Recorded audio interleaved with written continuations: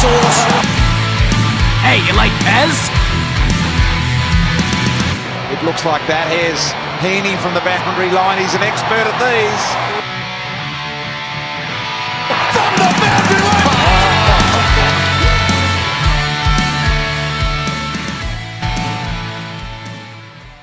Hello and welcome to Behind the Boundary podcast. I'm your host Pez. I'm here with Sauce. We are live together in my dining room, Sauce, for the first time in a while. Yes, welcome Pez, back in the studio where we belong. No awkward internet, no me in my bedroom with no desktop and piled up with microphones coming out the kazoo. It's glad to be back in the studio, Pez. Yeah, well, that's your own fault. Just get a lap desk or something or sort something out at your own humble abode, because I'm sure we'll be doing some remote ones again in the future. So We'll see how we go. But we just finished round 4 of footy. Wasn't it a pearler? We had a couple of teams with some big wins again. Some teams dropped the ball, and Carlton, they couldn't get the 4-peat done and win the 4 premierships in a row. Yeah, the lid was off, Pez, and very quickly the lid was back on with an uncomfortable and an unusual loss to the Gold Coast Suns. They definitely tried to piece it together in that third quarter, but not to be done. But Pez, other teams with their season, almost wrapped up and coaches under fire. A dismal performance from the Port Adelaide Power to open the round with an absolute thumping by Melbourne, dominant across the whole ground. Yeah, the Ken Hinkley photo with 0-5 was there and being used because they were 0-5 at half-time and hadn't kicked a goal, and the 5 behinds, and it was a very strange watch. And Port Adelaide kicked a few goals towards the end of the fourth quarter there, but Melbourne in complete control, and Port Adelaide the only team not to have a win on the board in 2022. Yeah, a lot of people had them in their top 4 pairs. You definitely wouldn't have had them at any stage in anyone's predictions, bottom 4, but that's the way it sort of pans out going into round 5. Yeah, not too good at all. Melbourne, the only undefeated team. Port Adelaide, the only defeated team, and they played on the Thursday night first game of round 4. Let's do what we do best and get into our first segment. It was a toss of the coin. That 5 wins the toss. Yes, it's been an unusual year for coin tosses. Strikes and beautifully. Ranger, big time again. And straight into things, Pairs. We're straight into coin toss, where we take one of the topics from the week, we flip a coin, and as you have alluded to in the past, Pairs, it's not always a double-sided coin, Pairs. 3 times, 4 times, 5 times, so many different options there, Pairs. How many coins are we flipping today, and how many sides to each of those? We'll see how many sides we've got, but the biggest story I've seen on Twitter, I've been reading about it all week, is the Paddy Ryder suspension. He got suspended for 2 weeks, went to the tribunal, and the 2-week ban was upheld for his, I don't know what you call it, his brace, and Will Day getting concussed. And we don't like speaking about the tribunal here at Behind the Bound, but when this is the biggest story and there's every Tom, Dick and Harry on Twitter talking about it, there's something to be said. So the coin is a 3-sided coin source. Paddy Ryder, 2 weeks, what do you got? 1 week, or should he be cleared to play? I think he probably should have. It's a really tough one, Pez, because we are making up a 3-sided coin here. I think he should have been given 1 week to begin with, and then obviously through the tribunal and the appeal, maybe be allowed to play. I think that the contact was front on. I think realistically it was a collision. He braced himself. He braced himself for contact. They both sort of didn't seem to. I don't think he elected to bump at all. I think, as you said, he braced himself, but they do want to get that action out of the game, that front on high contact. So I think, the right decision would have been 1 week, given the Saints the chance to appeal. They could have referenced, as they did, the Tim English hit earlier in the season on Nick Blakey. That they're saying that it was not unreasonable in the circumstances. It's an expected sort of thing to happen, to brace yourself with front on contact. Then they could have brought it down and he could have been right to play. But what do you think though, Pez? It's a bit rough, 197 centimetre bloke running there, and out of nowhere, boom, collides with a younger bloke, or a smaller bloke, I should say. He's always going to hit head high. Oh, it's very hard, and he couldn't jump out of the way. I don't think there was enough time.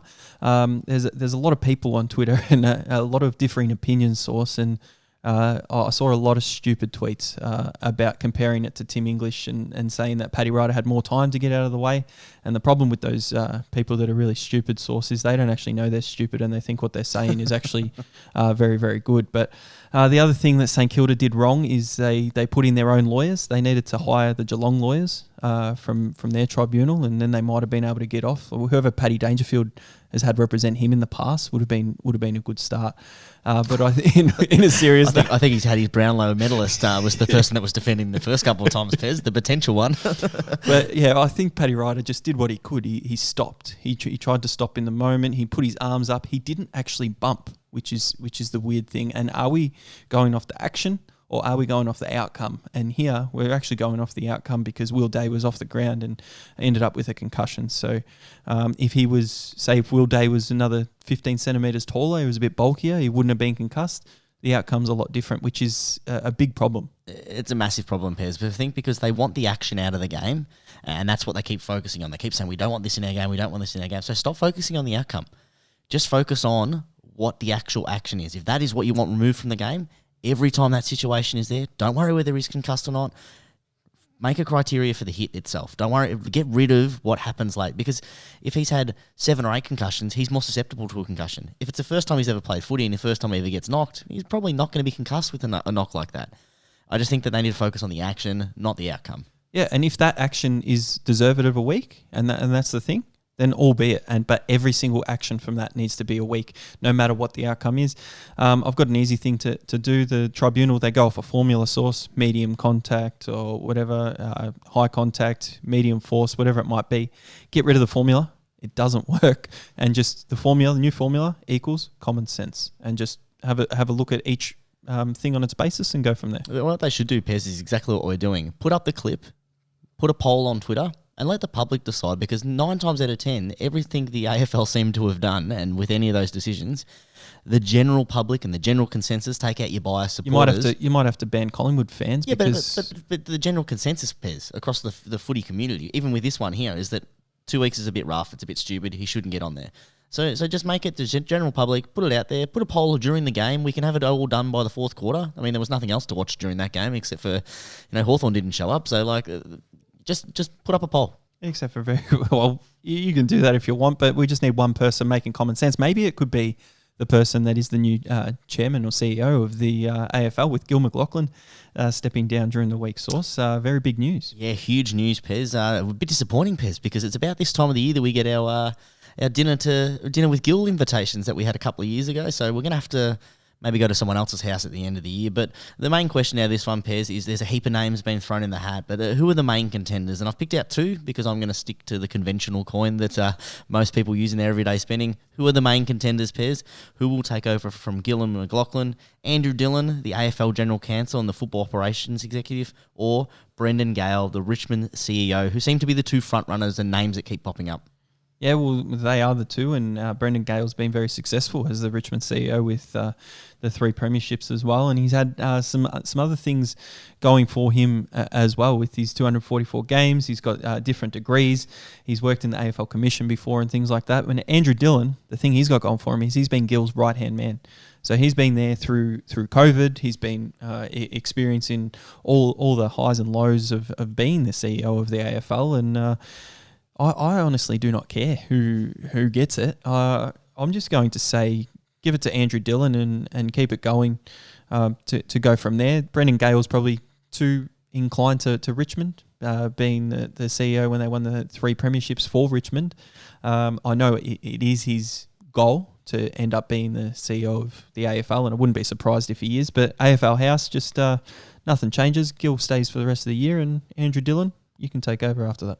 Yeah, I mean, Andrew Dillon's had a lot of experience during the COVID break, dealing with a lot of the, obviously, relationships with the government and trying to negotiate with the Wild West and trying to get games played over there. But I think Brendan Gale has to be the AFL's next top choice and candidate. In AFL, Pez, what's the one thing that we always complain about is they're always chopping and changing. Brendan Gale came in and said, 5-year plan, this is what's going to happen. And guess what? It happened, didn't it? 5-year plan executed. He has has a big sort of investment in the women's football. He developed their program from the ground up. He has a sort of connection to Tasmania growing up there. He knows exactly the issues in the state there. And Pez, the next sort of pressing issue that the AFL has focused on has been executing a global game, and it starts off with Tasmania, putting someone in there, shows the good faith of the Tassie community, gets that team in there, and I think that, we need to see someone execute a plan and not chop and change, which the AFL consistently does. I like Brendan Gale for the job. Yeah, well, we spoke about stupid people before, and Brendan Gale was seen to be stupid when he had that 5-year plan at Richmond, but he's an actual genius when that came down. So he makes some good points there, but I'm really disappointed, Sauce, because I only got the two-sided coin, the conventional one. Come on, you got to give me some more options. Oh, Pez, I'd like to give you a bit of an insight into the AFL. There's a whole lot of bunch of unique individuals floating around. Malthouse, Corns, Dunstall, King, Kappa, even myself, Pez. And we all, we're going to engage the community with our job, our minds, and our hearts, Pez. We would, exchange ideas, thoughts, and even our energy. And to do the role, and we need to speak from the heart, and we need to have courage. You need to be honest and authentic, Pez. The AFL's not always going to get it right, and sometimes the clubs are just not going to agree with us. But that's okay, because just like you, we care. Just like you, we're passionate, Pez, about the game.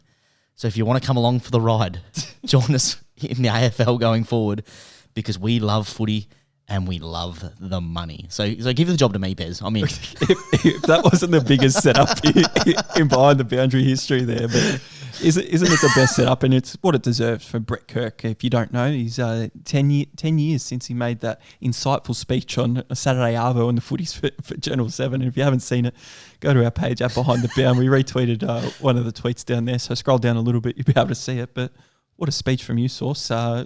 Because of that speech, you can have the job. I don't even want to give it to anyone else. Well, I did speak from the heart, Pez, and I was authentic, and there's the truth, and I care. You gave me a bunch of unique individuals, which is what the main part of it was. So I did, Pez. So in all seriousness, Malthouse, Corns, Dunstall, King, Kappa, maybe someone else. It's a multi-sided coin. You got any names of people that are a little bit out there that probably could bring some positive change? Any other names? No, I'll just go with Dunstall there, because he'll get rid of the dribble kick, won't he? He'll make a rule about that. If you do a dribble kick, it's only worth 1 point, or you get -6 points or something like that. And players will be kicking drop punts left, right, and centre, literally. Well, we don't want the left and right. It'd just be straight and centre, Pez. I'd go with Corns, Pez, because at least if Corns has the job, everyone in the AFL community can agree on something, that the commissioner's a flog, and that we can all be a common ground against them, because all his radical ideas, the one thing they do bring is the community together, and that's what you want. You want everyone against the AFL commissioner. Dinner at Gill's place. Is stupid people the topic of discussion? Speaking of Kane Corns, there, but that'll do it for our coin toss. Very, very comical. I'll give you a Sauce, but let's get into the round 4 betting review. Soft review, it's no official review. How does it end? We don't know. They've kind of lost, but they've won as well. The time of the week, Sauce, where usually I really love this time of the week. Usually you're a little bit upset, but sometimes it's both of us that are happy, Sauce. And this week, unfortunately, we both are not. So I wonder which one of us is going to be the happiest in this review. Neither of us are happy, Pez. There's obviously someone who's a little bit more happier, but both of us want to see each other succeed, because, success in the Betslip means success in the pod, means positive ROI, and, just like some of our friends on Twitter, it's not always good bets, and sometimes they are good bets, and sometimes they're just bad results, Pez. But one thing we do at Behind the Boundary, we make sure we stay accountable. We never delete tweets. I can't even talk, but we keep the comments on, and we also make sure that we only stick to AFL when we're having a punt, despite what the media manager threw out there this week with an NBA bet on there, I noticed. Keep the comments on. That's a bit of a dig to I don't know what you're talking about. One of my favourite Twitter people to follow, and I'm not going to mention who it is, but this person doesn't have the comments on, and puts out 100 bets a day, and is obviously a losing punter. But let's get into Port Adelaide versus Melbourne, the first game of the round, and I put a little cheeky out there, Sauce, and I didn't think it was the normal type cheeky. It did meet all the criteria. I had a 3-leg same-game multi. Melbourne won to 39. Bailey Fritsch to kick 2+ goals. Kicked the first 2 of the game, mind you. Melbourne to lead wire to wire. And they were able to in the very low-scoring first quarter, but then after that it was very, very comfortable. It looked like they were going to win by 10+ goals, but in that last quarter they just laid down a little bit, let it get to 1 to 39. Good for my bet. I put 25 on, returned $167.75 with another cheeky. Absolute bang up start to the round pairs. And you know what, you spoke about laying down at the end of the game, Melbourne, and Port Adelaide didn't get out of bed till about the third quarter, and that really cost my bet because I had a $25 bonus, a $25 bet on it, which resulted in a bonus, but I was really happy with it because I said, I think Port Adelaide, with the week they've had, they had to show a bit of a heart, Pez. But geez, they are a pea-heart football club after that first quarter. That was atrocious. And not even just for missing the goals, Pez. Their attack on the ball, absolutely disgusting. I had them plus 4.5 for the first quarter. They only scored 5 points. Only 5 points for the thing. They had enough forward entries to actually, show some fight, but that's another story. I had Melbourne head-to-head, Melbourne 1 to 39. Both of those saluted, so I escaped with a bonus bet, but very costly for Port Adelaide because I think it's going to cost some people some jobs if they don't start performing. Oh, it has to, with the amount of years, especially senior coaches being there and some players in their positions in danger. The next game was Geelong versus Brisbane. I had the Moneyball special source, Patrick Dangerfield or Lachie Neale to kick a goal. Lachie Neale got closer than Dangerfield did a couple of times, but it didn't seem to be. So across from that, but I also put out a live bet because I just found this little perler, a bit of value. I had Brisbane plus 15.5 in a pick your own line and over 149.5 points. That was perfect. Last quarter, Geelong had the win, but Brisbane were within that 15.5, and it was good odds as well. $1.90 odds, put 25 on it, returned 47.50. So I'm happy to break even that game. Yeah, much better than mine, Pez. I'm actually lucky my bet got void because I picked the wrong forward in the two-leg race. I had Cameron or Hawkins, and they went all over Hawkins, which I thought I just thought actually Cameron was going to get it. Not to worry though, but Atkins got his 15. Tommy Stewart didn't play. He would have got his 20. So I would have escaped with a bonus bet, but instead I get my 25 refunded. Yeah, a bit of a void there. 25 refunded, and Tom Stewart, a bit of gastro. So it wasn't good for the Cats, and they still came out with the win. So very good for Geelong fans down there. The next game was the Sydney versus North Melbourne game and the Collingwood versus West Coast Eagles game. Now, we both said steer clear for both of these games. And for good reason by the looks of things. Yeah, I put something together because I was just happy with the wins, and I won the cheeky, and I thought, you know what, I'm going to use this on tab and pick your own line, pick your own things. So I had Sydney over 136.5, Sydney versus North Melbourne. I had Sydney minus 6.5, which looked very, very dangerous for majority of the game until the last second. Well, until the last Isaac Heaney. Isaac Heaney, clutched it up, but it didn't matter in the end because West Coast just came out and toppled over Collingwood because I thought Collingwood would win by at least 6 points, and didn't happen. So lost it there. I mean, their inaccuracy, Collingwood cost them like 10-14 to 14-3. They should have won that game by a lot. Inaccuracy, that'll happen with a side that sort of, is young and inconsistent. They definitely let it snowball in that third quarter. But so it didn't work out for my little live bets, but should have stayed clear like we said. But we move on to the next one, which was an upset in its own right with Richmond toppling over the Bulldogs. Definitely, Pez. We spoke last week about is the dynasty over, and we said, I don't know if it's over if they get the right players there, and my goodness, they definitely didn't look over, and they made mincemeat of the Bulldogs, Pez. They looked very ordinary, the doggies, and something that you and I have sort of alluded to throughout the year. The doggies probably not the real deal. That's why I steered clear. They can't be trusted. Over to you, mate. Oh, you speak about the goal kicking. Look at this one, 2-7 to 2-2 in that first quarter. The Bulldogs dominated and just couldn't get it on the board. They end with 7 goals, 19 to 15 goals, 9. And my bet, which I was loving it actually, because they were down by about 4 goals at 3/4 time, and I thought the doggies have to put up some sort of fight. I had the last quarter line minus 2.5 to the doggies. I thought perfect setup here. I didn't know what was happening in the first 3 quarters, and then that happened there after that, and a little cross again, which is very rare for me this year. It was has been a little bit rare for you, Pez, but not unusual for your general trend of betting. So let's get on to the other Saturday night game. We had Fremantle taking on the Giants, and both of us said that this was the bookies had it wrong, and we were absolutely correct, Pez. I had the max stake on Fremantle at the pick'em, $1.86, and that saluted. It took a little bit of a struggle until the third quarter, but they got it done in the last. So it was I think that Fremantle were in control of that whole game, and again, inaccuracy, scoring shots 23 to 14.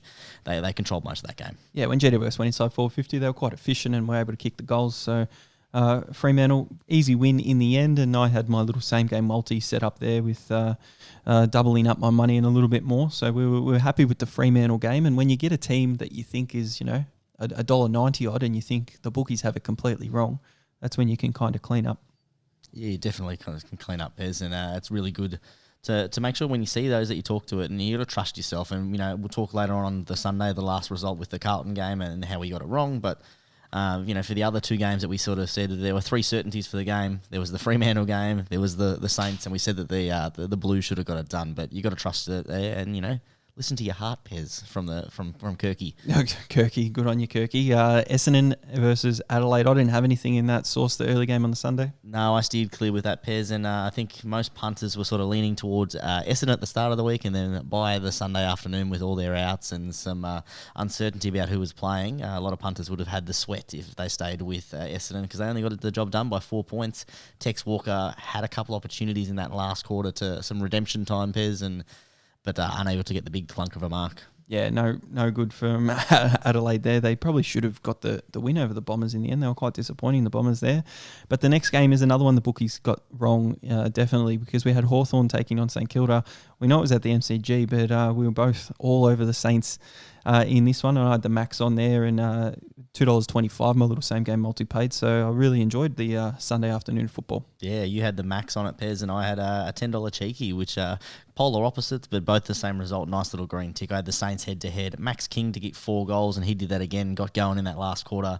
And the biggest sweat was Gresham. He was playing a little bit more up forward, and he had 3 goals up into the fourth quarter with only 15 touches, and then piled on the last minute or so. I was at the game, and nice little super celebration when he got the ball, that last little possession there, and a couple of the boys next to me trying to work out what was going on. But nice little $60 for me. Yeah, you take that. The next game was the Gold Coast Carlton game, and I did have Carlton in both of my multis there, Source, and you had a little same game multi on Carlton, and I was a little bit nervous before the game, texting you, can we really trust this Carlton team? And the answer was in the pudding. No, the answer was in the final result with Gold Coast pumping the Blues. Yeah, the absence of a ruckman really, really showcased here how vital Bruce is to that side. And not only that, they had their Cripps to get an injury in the first half of football, means he didn't play the rest of the game. And the Suns, wow, they really showcased their young talent and how electric they are. The third quarter, the Blues tried to put a stop to it, but they just couldn't get the score on the board. Had multiple opportunities to keep that game open. I had a 3-leg same game multi, 2.5 crosses there, Pez, because the 159.5 total game points, that failed. The Carlton line failed. And I had Patrick Cripps to kick goal. Well, he did that in the first minute, and then they did nothing else for the rest of the game. So that's no bonus, 3 crosses, terrible. Yeah, not great from Carlton. We spoke about the 4-peat is a little bit hard, and Brisbane showed that in 2004 as well, losing to Port Adelaide in the grand final. I had my 2 multis. They were both looking really, really good, and Carlton let me down on both. So I get a $25 bonus and a $50 bonus bet to play with in round 5. Yeah, I had a bonus which I put down live, Pairs, Essendon, St Kilda and Carlton, taking advantage and taking the feedback from last week's show of the way that you were just putting on 2 multis. I thought I'd give it a crack, but Carlton let me down. So I got a bonus $50 bet for that, and myself making a rookie error, Pairs, a rookie error on sports, but I put down a $50 4-leg multi, Sydney, Collingwood, Western Bulldogs and St Kilda, but I didn't read the terms and conditions, Pairs, and it needed to be $1.10 or over for any of those legs. The Swans, despite their 5.6-point victory, were only $1.06. So I actually lost $50 there in a rookie error. Yeah, you could have got a bonus back if you picked someone other than Sydney, and they had got up. But you did get 2 out of the 4 wrong there. And for the results for the round Source, how'd you go? Well, I just told you how I went, Pez. It wasn't that good. You got to give the stats. We've got to be accountable. I'll go first. I staked $275. I returned $380. Those multis would have been really nice. I returned 38.18% in the ROI. For the year to date, staked $920, returned $1,190.55 for an ROI of 29.4%. So sitting very, very healthy. Yeah, very healthy indeed, Pez. For the round, I staked 210, returned 153, an ROI of minus 27.14%. Year to date, Pez, staked 615 for the year, still sitting on top, returned $720.84, an ROI of 17.2, Pez. A little bit back to reality after my 30-something round last week. Yeah, well, you're there about 17.2%. If you could take that at the start of the season for round 4, you would definitely take it as a punter. So let's get in here. You've got a bit of redemption to do in round 5, and I'll just keep doing what I do. The fact that the size of the bets was relatively small. Now Betts with an opportunity about 50 metres out. I was with a mate and we were getting sort of ready to leave, and he said, I think I'm going to whack 10 on Maxi. Do you want some as well? And I said, Oh, yes! Yes! Yes!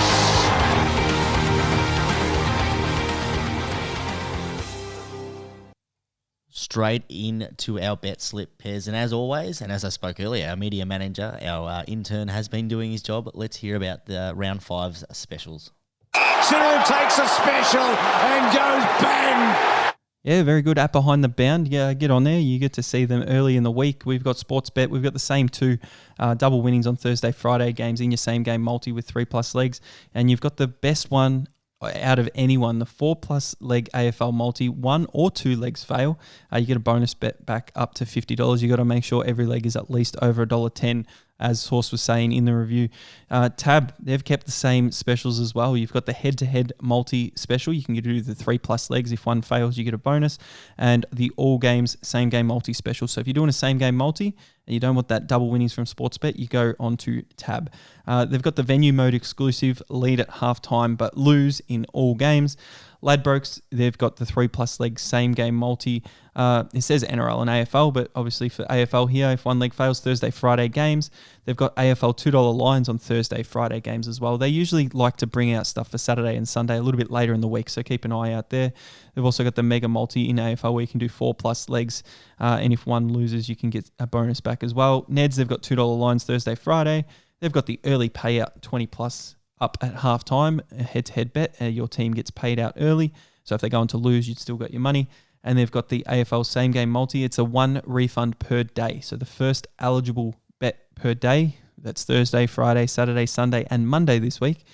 Make sure you do that. Bet365, the same as always, the multi-bet offer where you can extend your percentage, or you've got the early payout. If your team goes up 32 points, you get paid out. We've got a new one sitting here at the end, Source. Bet Right, the pink and green. It looks good on the app.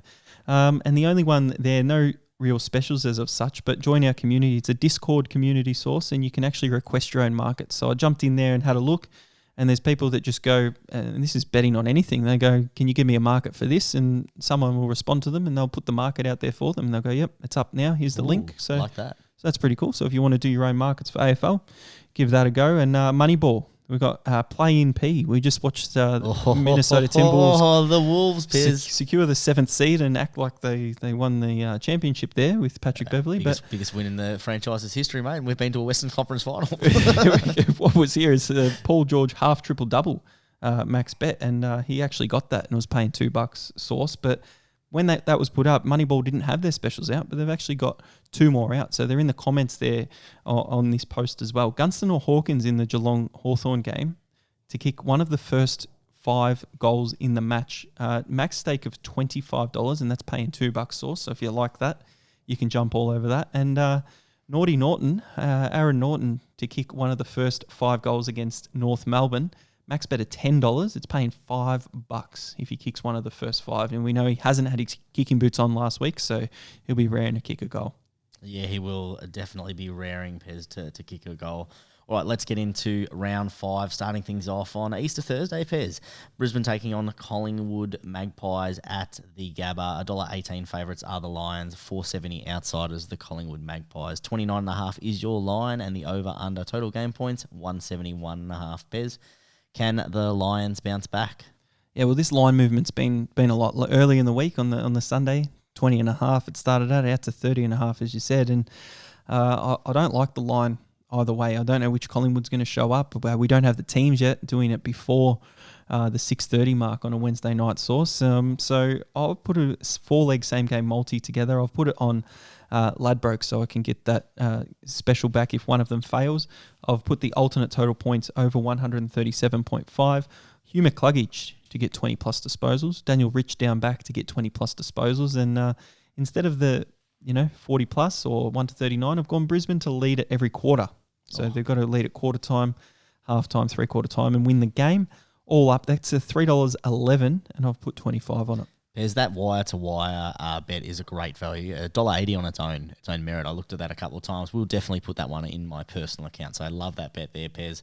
I've used one of my bonus bets from last week, $25 bonus bet on the Lions in Pick Your Own Line, -8.5. Charlie Cameron to get a snag. He should have an absolute field day down there.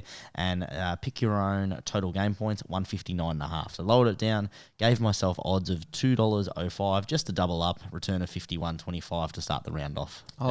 I love that when you've got the special and you can do the pick your own line or pick your own total points. That is what we love to see. And Tab do it really well, and Lads and Neds do it really well as well. Yeah, let's get on to the Good Friday pairs and make sure that you're donating to the Good Friday Appeal, one of those great causes. And a lot of the proceeds to the next game are going to help out those children in need and support that great foundation. So we're talking, of course, of the Good Friday Appeal match pairs, which the Saints, despite performing well in the early years, have been relegated from that and have been left to the North Melbourne Kangaroos and the Doggies. Yeah, you can give it to North. They need something. Need something to look forward to. They definitely need something, Pez, and they'll need something big as the bookmakers have the North Melbourne Kangaroos big outsiders at $5.50. The Doggies $1.14 favourites. The line -31.5. The total game points over 164.5. Pez, will North Melbourne get crucified this weekend? Well, they played well last week. They moved Jack Siebel up forward. He kicked 5 goals, and they were leading by 2 or 3 goals against Sydney deep into the third quarter there. And Franklin got subbed out, and it was for Sydney supporters or anyone that had any bets on or multis, they would have been sweating because Sydney nearly lost the game, and North Melbourne had a chance with 40 seconds to go, down by 5. And turned it over in the middle of the ground. So I've gone the Moneyball special sauce. There's nothing else here to talk about really. Bulldogs are very, very short. You don't know which North Melbourne is going to show up. So I've gone Naughty Norton to kick any of the first 5 goals in the match at $5. And because it's the rule, Cheeky! It's my cheeky as well. Wow, that's a weak cheeky. Such a weak cheeky. I've done the same thing, but I haven't gone the weak route and haven't used my brain, Pez.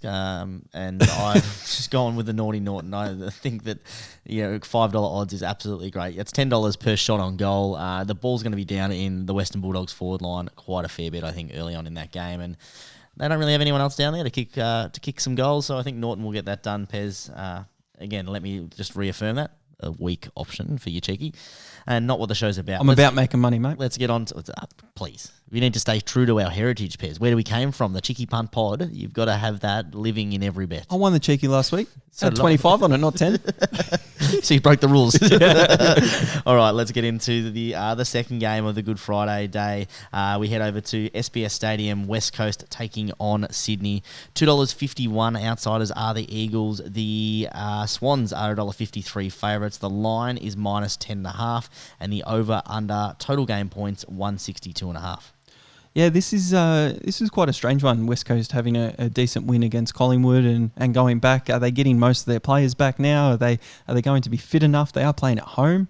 Usually it's a good game between West Coast and Sydney over there. But what I've done is I've gone to Ned's source and the 1 refund per day. This is I don't have another bet in the North Bulldogs game, so this is another Good Friday game, and we've got a 3-leg multi, which if I lose one of the legs, hopefully I get that refund there. So I've gone alternate handicap, Sydney Swans at the max, +37.5. They shouldn't lose by more than that. I've changed the alternate total points. I think it'll be higher scoring than this, over 127.5. So that's only, 70 points each, and it'll go over there. And then my third leg is the line, $2 line, Sydney Swans -10.5, so hoping that they can get it done. No Buddy, he's out with a hand, but I think other players can stand up there and get the job done. $2.25 with the price boost, and in the terms and conditions source it says the price boost is included in the promotion. So 25 on that. Hopefully I don't have to use the promotion and I can just take the winnings. And I'll be planning on doing the exact same thing, Pez, taking the winnings. I've gone with using my second bonus bet from last round, the 50 with a big one. I think the bookies have this wrong. I think if Collingwood win last week, the West Coast are probably sitting maybe, $3, and the Swans are sitting at $1.30, $1.40. I've gone 3-leg same game multi. Sydney head to head. Sydney plus 22.5 for a little bit of insurance, and over 152.5. Pick your own line. Again, like you said before, it's not that big a total. I think that they get 80, 90 apiece. We saw last week that West Coast really don't defend, and Sydney can pile on a score. So I've put my max 50 on that at odds of $2.30 pairs. Well, there you go. Along the same lines on that game, which we don't know how that's gone, and it'd be interesting to see the win-loss ratio when we agree on a bet. But well, last week it was pretty positive. The only ones I won were the same ones that we agreed on, Pez. I know, and when you copied the Max King most goals off me as well, you're like, most of your winnings this year has been copied off me. Thanks for letting that known. All right, let's get on to the Saturday, Easter Saturday, Pez. Let's fill up everyone's stockings. I was about to say Christmas. Fill up everyone's rooms with nice little choccies, and for all those listeners at home, some nice green chocolate eggs in terms of cash, Pez. We talk about your Saints taking on the Gold Coast Suns at Marvel Stadium, the 1:45 time slot. $1.33 favourites after the Saints, and the Suns outsiders at $3.36. The line minus 19.5. The total under points 170.5, Pez. Oh, aren't the Saints up and about by beating Hawthorn by 69 points? They could have gone a little bit better, I think, and they could do one better this week. You reckon they could go 100 plus? It's paying $51. Maybe. That would have been a better cheeky, Pez. Put 10 on that one. Little $100 thing, but I'll surprise you. Yeah. Cheeky. The old double cheeky With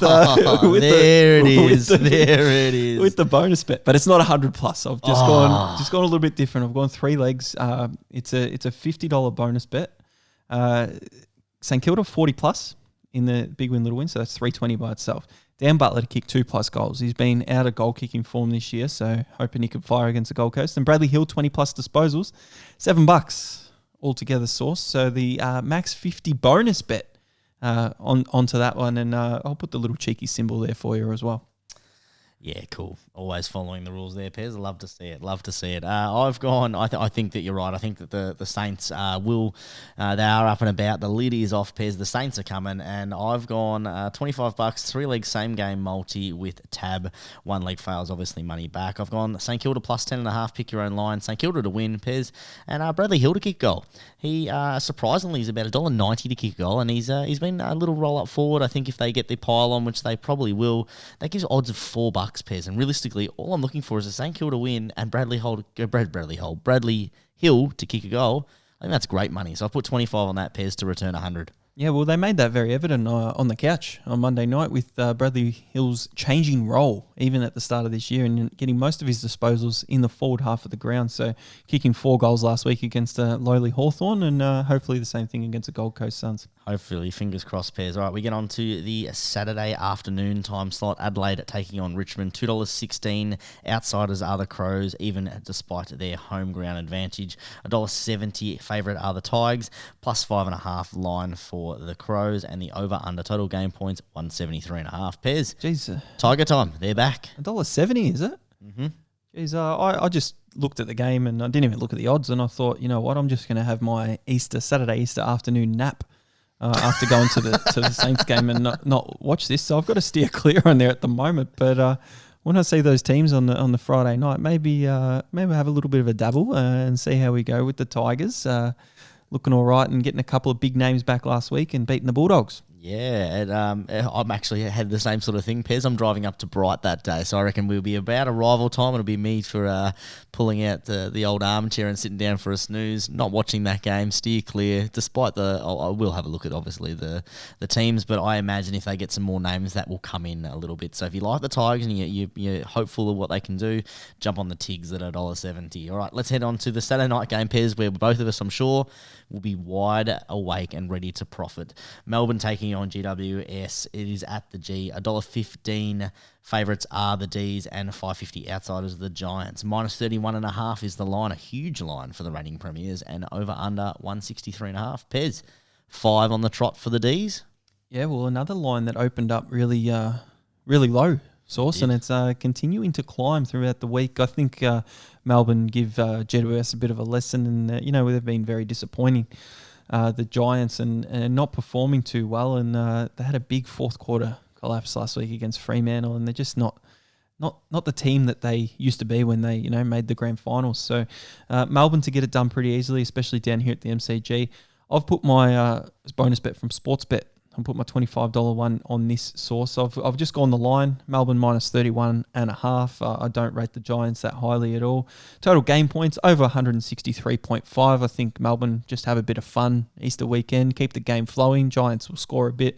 Melbourne's can score a bit as well. And the other one puts it up a bit in the odds by 40 cents. Melbourne quarter time leader.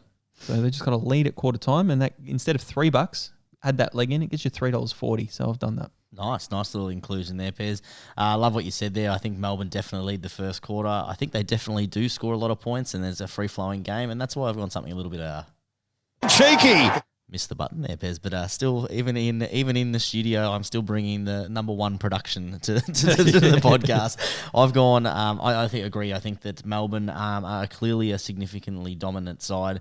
The Giants struggled a little bit. They won't be able to keep with them for all four quarters, and I think that it will be a high-flowing, free-flowing game of football. Lots of scores. I've gone Melbourne to lead every quarter here, Pez. I talked before about $1.80 for the other team before to get on this. This was $1.75 for them to lead all quarters, and I don't understand that when they're $1.15 favourite. I'll put the max 50 on that. That is great money. So I put that in there with Jack Viney to kick a goal. He kicked a goal in every one of their games, and James Harden. He's kicked 2 goals in the last 3 games and kicked I just think that they're all going to be scoring goals, free-flowing football. They have one sort of target, but with Ben Brown out, Pez, I think it's going to be open slather there. That gives me odds of 667, and I've put the price boost on it, Pez, with Neds, $25. If one leg fails, I get my money back. But hey, that is money for VBs, Pez. Oh, I was going to ask you which bookie it is, but I'm already in Neds on my phone here because I'm looking up that market there because that sounds very juicy at $1.75 there. Yeah, very, very juicy. All right, speaking of juicy, while you find that market, Pez, Carlton take on Port Adelaide for our Easter Sunday. Hopefully, Port Adelaide don't have too many Easter eggs on the way across and they can snag their first win against the Blues. $1.56. Favourites are the Blues, $2.44. Outsiders, Port Adelaide. Power, minus 11.5 is the line, and the over-under total points, 165.5. Pez, Blues bounce back, or do Port keep the losses coming for the Blues? What time was this game again? It is at 1:40. 1:40. Yeah, lunchtime. Yeah, that's my lunchtime nap as well this week, I think. Carlton, no Paddy Cripps. Port Adelaide, raring to go. I think it's a danger game for both sides. I don't know who's going to win as of yet. I would like to see a little bit more with the teams, but we saw Carlton struggle up there at Gold Coast, and Marbia Chol kicked a few on them, and Port Adelaide, they just need to get something together in that forward line, and they could end up kicking a high score and a better score than Carlton. So we'll see how we go. We'll see if their hangover after the first 3 rounds is finished and they can get the win, or if they fall to 3-2. Massive danger game for the Blues, Pez. I've steered clear with this one for exactly that reason. Carlton were extremely disappointing with no ruckman. You have to wait to see the teams in this. Port Adelaide have a few different ruckmen that they can put through. They are depleted by injuries, but they'll be hungry for a win. They'll be travelling away from their family on Easter. There are so many distractions for Carlton around this game. Massive danger game. Massive steer clear from source. Yeah, and massive bet for Pez on Melbourne. Any quarter there. I got $1.72, so bought the odds down a little bit, but it's a very good steal. And by the time this pod is out, hopefully it's still around there for the listeners. I don't understand it. How can they be favoured at $1.13 and then to lead every quarter $1.72? That's ridiculous. Yeah, they're only about $1.30 to win the first quarter as well. So yeah.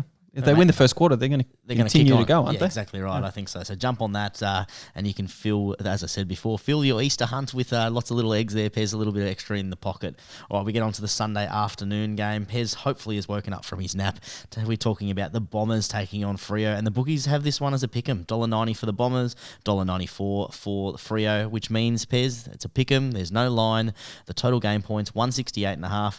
Interesting game, this one. I don't really have any sort of intro, Pez, because it is a 50-50 game, definitely. Yeah, it is very interesting. Like, I think Freo's season, they're in the top 4 at the moment, but it's not spoken about too highly. They beat Adelaide by a lowly point in the first round. They lost to St Kilda by the 10 points. They beat West Coast, beat up on a COVID-stricken West Coast, and then last week beat the Giants. So they haven't really beaten anyone. I think if Essendon can get a couple of names back and include that man Jake Stringer in the side, we don't know if it's going to happen yet or not. They're still missing Merritt. They're still missing a few others. So this will depend on the lineups, and the lineups is huge for this game. But if you think that you've got a winner in this game, this is where you can make your money because the bookies have them at around the same price. So if you think Fremantle can perform away from home, or you think Essendon with a couple of players coming back in can, get on the board and make it 2 in a row, then put your money in there, but steer clear for me. I think that's the biggest question, Pez, is can Freo win away from home? I think Fremantle are definitely the better side when you compare the two with the lists they've had the last couple of weeks. Their wins are probably a little bit better. I mean, Essendon got their first win last week against Adelaide, and that was a real struggle on Marvel that they play quite well. So they're playing Marvel again. If this game was anywhere else, I'd be all over Freo, but I'm steering clear because I am unsure about the lineups. I don't know how this young Freo team is going to travel. They've got a couple of names that are a little bit indecisive whether they're going to play. Hopefully they get up, but steer clear from Source, Pez. All right, we get on to one of my favourite games of the year, Pez, the Easter Monday clash between Hawks and Geelong. It's a great rivalry between the two. I love this game. I'm heading there. Can't wait for a sunny MCG. Belly full of chocolates from the weekend and ready to sink a couple of pints at the footy. And Pez, I don't know if I told you this, but you can enjoy cans at the footy now. Actual cans at the footy. You don't have to do the plastic cups. I think I might have. I think you were so excited. I was so excited about it because I had an experience on Sunday again at the Saints game, and I'm very excited to enjoy a couple of tinnies in the sun for the Hawks. Are they modified tinnies? Oh, who cares? They're tinnies. Hawks and the Cats, Pez, and we have the Hawthorn Outsiders at $3.23. Geelong, the odds have come in actually. They started at $1.40-ish earlier when we started recording this pod, Pez. They're now into $1.35. The line is minus 16.5 and climbing, and the over-under total game points, 158.5. Pez, I don't understand some of the lines for this game. Yeah, the bookies are overrating Hawthorn with their start of the season, especially last week, and again this week with Geelong at $1.40. What we don't speak about with Geelong, the Tom Hawkins and the push in the back last week, the Cam Rayner snap, and all I've heard all week is Geelong fans defending the umpires, saying they always get hard done by. I think they get the right calls at the right time for Geelong down at Cardinia Park there, and they're the Melbourne club with the most advantage in any season playing. No, we're not a Melbourne club; we're a Victorian club. Yeah, playing multiple games down there, Source. So you can self-correct me, but it's still true what I'm saying. So I'm not disagreeing. I say it every time, Biz. I think that the Geelong get the best rub of the green down at Cardinia Park, but this is at the MCG, but it doesn't make a difference. I think Geelong will win the game, but I've just gone the money ball special. Jack Gunston or Tom Hawkins to kick the first 5 goals of the match, and you've got 2 key forwards, one either end of the ground. I don't know how you can't take this bet. I'm not even disappointed if this bet loses. It's just a good bet to take. It's a great double up opportunity, Pez. I've done the exact same thing. I think it is. It's the only way you can do it. As we spoke about last week, we were about 50-50 with the Neil and the Patrick Dangerfield one, 2 midfielders. First 5 goals, 2 of their key forwards, considering Hawthorn's, they don't really have another big target down there. I love this bet, Pez. I've gone the exact same route. And not much else to say. I think Geelong wins. So if you want to put a little bit of coin in, quite a large bet, Geelong head-to-head looks pretty good because that'll come into $1.30 or below by the Easter Monday. We get into our multis, Source, and I say multis as a plural because you're talking about mine and yours. The 2 multis for the pod. I'm making a habit out of it until I get banned from one of these. So I've already been banned from Sportsbet. I banned you last week. I've been banned from Sportsbet, but I still get advantage and I still am able to do it on an alternate account. And I shouldn't be saying that live on a podcast, but I've gone with Tab and I've gone with Sportsbet. The exact same bet, Source. 4 legs, and my 4 favourite games of the weekend in head-to-head. So Brisbane to beat Collingwood, the Bulldogs to beat North Melbourne, St Kilda to beat Gold Coast, Melbourne to beat GWS. It gets me $2.11 on Tab, gone the max 50. Gets me $2.09 on Sportsbet. I've gone the max 50. Yeah, cool. Boring. I don't even know why I'm upset. I know that every week you're going to just be paying advantage of it. You're going to keep sitting there. There's nothing I can do, so I'm going to just get on to my multi, which is a lot more value. $3.28. I've gone with Sportsbet. 2 legs fail, and I get money back in a bonus. But don't have to worry about this, Pez. Very confident in this one. The Lions, the Swans, the Saints, and the Cats all get it done. That'll give me a nice little profit of 164.5, Pez, because that's the max bet for that one. Yeah, you'll take that. You don't want to do another one on Tab? Take advantage somewhere else? Nope. No, let's move on, Pez. get the money making happening and just continue to rise that ROI. So sitting pretty. We are at behind the boundary, 29% in the green myself, 17% in the green. Just under 50 for the both of us put together. That's great. We'll take that any day of the week. So if you're listening, you're having a punt, listen to us and then make up your own mind with what you want to do in the end there. We've got the specials for you at Behind the Bound. We've got our bet slips that'll be posted up before the start of the round as well. So get involved and go from there. I've been Pez. Peace out. I'm still Sauce, and if you're having a bet this weekend, guys, make sure you bet responsibly. Other than that, enjoy your Easter, and we will catch up next time.